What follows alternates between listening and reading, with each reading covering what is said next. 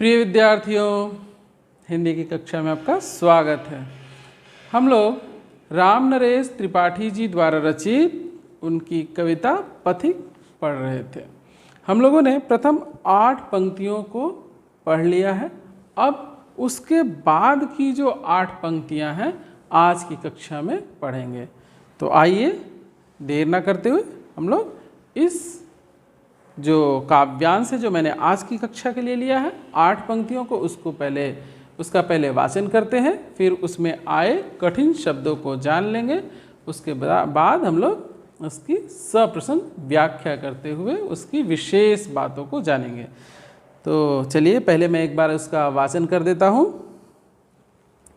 निकल रहा है जल निधि तल पर दिनकर बिंब अधूरा, कमला के कंचन मंदिर का मानो कांत कंगूरा।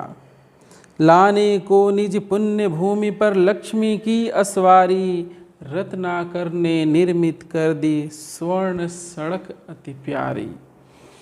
निर्भय दृढ़ गंभीर भाव से गरज रहा सागर है, लहरों का आना सुंदर अति सुंदर है। कहो यहाँ से बढ़कर सुख क्या पा सकता है प्राणी, अनुभव करो हृदय से है अनुराग भरी कल्याणी। मैंने इस कविता का सबसे पहले वाचन किया। अब आइए इसमें कठिन शब्द जो है ना उसको पहले जान लेते हैं। वैसे मैंने आपकी सुविधा के लिए यहाँ बोर्ड पर कठिन शब्दों को लिख दिया है, आप लोग यहाँ से लिख सकते हैं। मैं एक एक करके पुनः बता दे रहा हूँ। जैसे जलनिधि का अर्थ होता है समुद्र, सागर। दिनकर बिंब का अर्थ है सूर्य की प्रतिछाया या सूर्य की छाया। कमला मतलब लक्ष्मी। कंचन मंदिर मतलब स्वर्ण मंदिर। कांत मतलब सुंदर। कंगूरा मतलब महल का ऊपरी हिस्सा। असवारी का अर्थ होता है सवारी। निर्भय का अर्थ होता है निडर।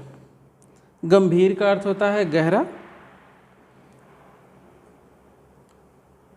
और यहाँ एक शब्द और है कल्याणी, कल्याण करने वाली। मुझे ये कठिन शब्द आपके लिए कठिन लगे इसलिए मैंने उसको यहाँ बोर्ड पर लिख दिया है और मैंने बता भी दिया है। आप लोग यहाँ से लिख सकते हैं अपनी सुविधा अनुसार। वीडियो को पॉज करके लिख लीजिएगा। तो चलिए अब हम लोग इस कविता की जो 8 पंक्तियां हैं उसका प्रसंग जान लेते हैं कि कवि क्या कहना चाहते हैं। तो प्रस्तुत काव्यांश जो हमने आज की पाठ के लिए लिया है, प्रस्तुत काव्यांश हमारे पाठ्यपुस्तक आरोह भाग 1 में संकलित कविता पथिक से अवतरित है या उद्धृत है, जिसके कवि हैं राम नरेश त्रिपाठी। इसमें कवि ने प्राकृतिक सौंदर्य का बड़ा ही सुंदर वर्णन किया है तथा प्रकृति के संबंध में बताया है। आइए अब हम लोग इसकी व्याख्या करते हैं। कह रहे हैं कवि क्या कह रहे हैं, सूर्य के निकलने का, सूर्य जो निकल रहा है समुद्र से, अर्थात ऐसा प्रतीत हो रहा है कि वह समुद्र के भीतर से निकल रहा है। उस समय का जो दृश्य है उसका बड़ा ही मनोरम वर्णन इस काव्यांश में हम लोग देखेंगे कि सूर्योदय के समय कैसी प्रकृति की शोभा होती है। निकल रहा है जल निधि तल पर दिनकर बिंब अधूरा। कवि क्या कह रहे हैं कि ऐसा प्रतीत होता है जैसे सूर्य की जो प्रतिछाया है वह जल निधि से निकल रही है, बाहर निकल रही है।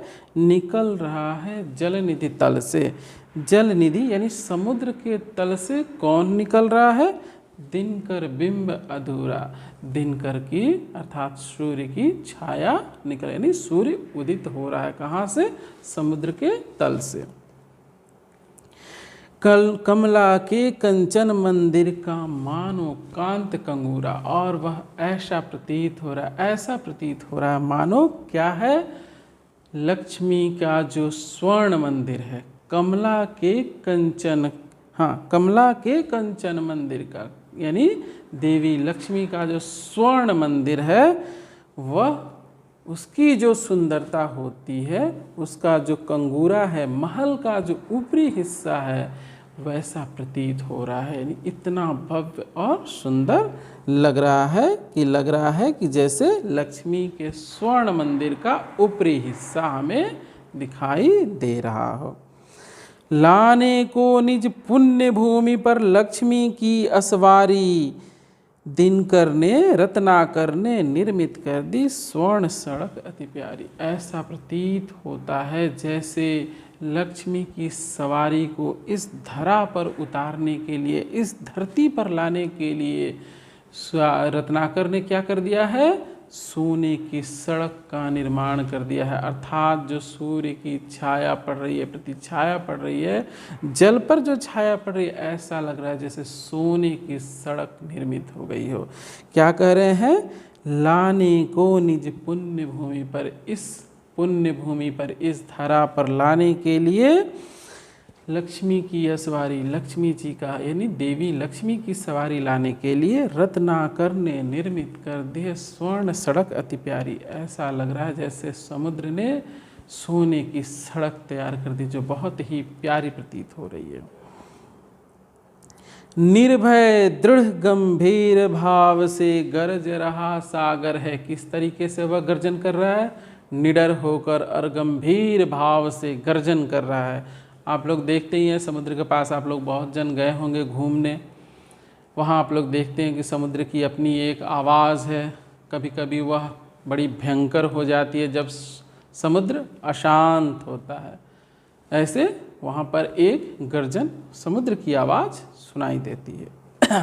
तो कौन गरज रहा है, सागर, समुद्र गरज रहा है। लहरों का आना, लहरों पर लहरों का आना सुंदर, अति सुंदर है। जब एक लहर के ऊपर दूसरी लहर आ रही है, एक लहर से दूसरी लहर टकरा रही है, उसका बड़ा ही सुंदर दृश्य उत्पन्न हो रहा है। कवि कह रहे हैं कि बड़ा ही सुंदर दृश्य है वो, सुंदर, अति सुंदर है, बहुत ही सुंदर है। कहो यहाँ से बढ़कर सुख क्या पा सकता है प्राणी, क्या इससे बढ़कर सुख इंसान, मनुष्य, प्राणी, जीव इससे बढ़कर सुख पा सकता है। अनुभव करो हृदय से हे अनुराग भरी कल्याणी, हे कल्याणी तुम अपने हृदय से इसका अनुभव करो। अनुभव करो हृदय से, अपने अनुभव से इस सौंदर्य को अनुभूत करो, अर्थात उसको महसूस करो। हे अनुराग भरी कल्याणी, हे सबका कल्याण करने वाली प्रेममयी कल्याणी, तुम यह अनुभव करो, इसकी सुंदरता जो है, इसका जो सौंदर्य, किसका, प्रकृति का जो यह सौंदर्य है, वर्णनातीत है, यह इतना सुंदर है। तो आज हम लोगों ने इस 8 पंक्तियों को पढ़ा। इसके भीतर जो विशेष बातें हैं मैं आपको एक एक करके बता दे रहा हूँ कि यहाँ कवि ने प्रकृति का भाव सौंदर्य और शिल्प सौंदर्य की बात कर ले। यहाँ कवि ने प्रकृति का बड़ा ही मनोरम सुंदर वर्णन किया, बड़ा ही सुंदर वर्णन किया है, तथा अपनी प्रिया को उस सौंदर्य का बोध करा रहे हैं कि देखो कितना सुंदर दृश्य है। यहाँ हम लोग देखते हैं कमला के कंचन कांत कंगूरा, कमला के कंचन और कांत कंगूरा में हम लोग क्या देखते हैं, अनुप्रास अलंकार की छटा देखते हैं। इसके बाद कंचन मंदिर का मानो कांत कंगूरा, मानो कांत, यहाँ पर उत्प्रेक्षा अलंकार की हम लोग छटा देखते हैं। इसके साथ साथ देखते हैं प्रस्तुत जो काव्यांश है, इसकी भाषा सरल, सहज और भावानुकूल है तथा संस्कृत निष्ठ है, अर्थात इसमें संस्कृत के तत्सम शब्दों का प्रयोग हुआ है। तथा यहाँ हम लोग देखते हैं प्रश्न अलंकार का भी प्रयोग हुआ है और मुक्त छंद में यह काव्यांश रचित है। तो इस पाठ में इतना ही, मिलते हैं अगली कक्षा में, और उस कक्षा में भी हम लोग कविता की जो बाद की 8 पंक्तियां हैं उसको पढ़ेंगे और समझेंगे। तब तक के लिए धन्यवाद।